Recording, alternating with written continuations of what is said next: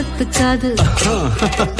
செந்தூர பாண்டிக்கு ஒரு சோடி கிளி கூட சோழ கருது போல தோள தொட்டு